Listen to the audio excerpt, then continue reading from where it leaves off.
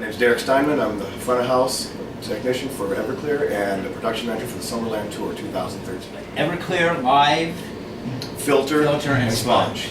That's and they told me it's kind of like a greatest hits thing. Everybody's short sets, on and off. all their big songs, all in a row, all done with changeovers, like around 15, 20 minutes tops, very quick. The whole production is designed to go 3 hours long from start to finish, all hits the whole time. And you pick what may end up being the hottest day ever in Las Vegas. That's what I'm told. It's a record breaker even for Las Vegas. Yes, and it feels like it, I'll tell you what. Yeah, it's 117 forecast. If it is 118, that will be. And on that stage, I guarantee it's 120. Oh, easy. Yeah, that's better than at the airport, which is nice.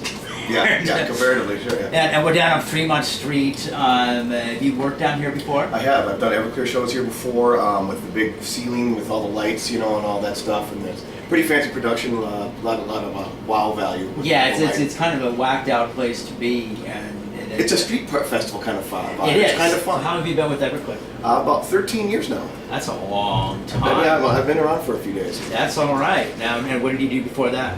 Actually, I was fresh out of school, out of college, and I was doing a radio show with Art, and I kind of got pulled out on for one last tour, and that was 13 years ago. That was 13 years. Yeah. Only did one more tour. I'm a marketing major, and I'd done music previously too, played in bands, did sound, all this kind of stuff for a long time, all the way through college and all that, and then I got, I missed it, I guess, and then I also didn't feel like wearing a suit.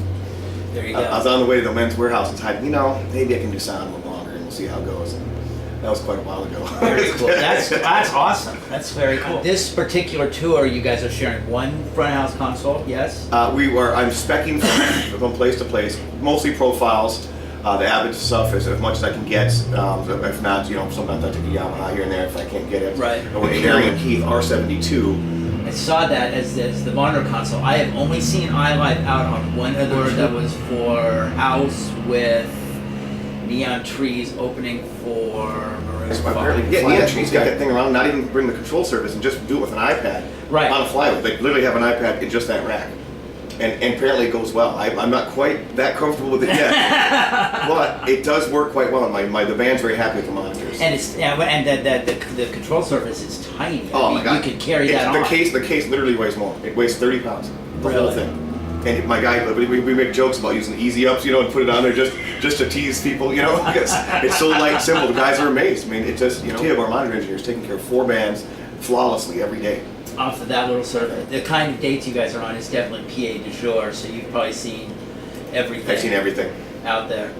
Any favorites? As far as the rigs go, yeah, the D&Bs are pretty nice. Oh yeah, that doesn't suck. Yeah. And the all acoustic stuff. I mean, the big, right now there's so many good speakers out there. The big brands, the JBL stuff, see the version 5 in it, and all that stuff just sounds fantastic nowadays. I mean, it's hard to find a crappy PA anymore.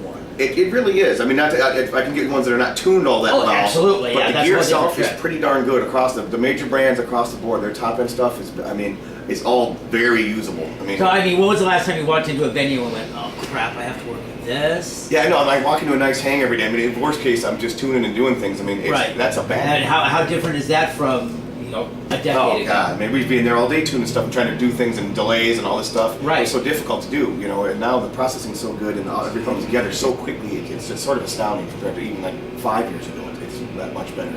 And 10 years ago, I was still rolling EAW 850s opening stuff and doing all the processing in the rags. Right. Now it's like tit and recall stuff. And I'm done. Yeah. What people like about this tour and the idea was to give them the most bang for the buck in the shortest amount of time.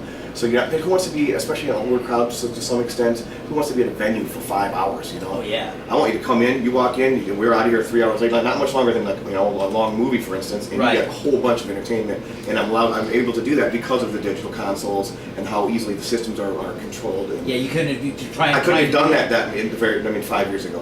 Now I can do it, and that's not even carrying my own front of house console and getting it done.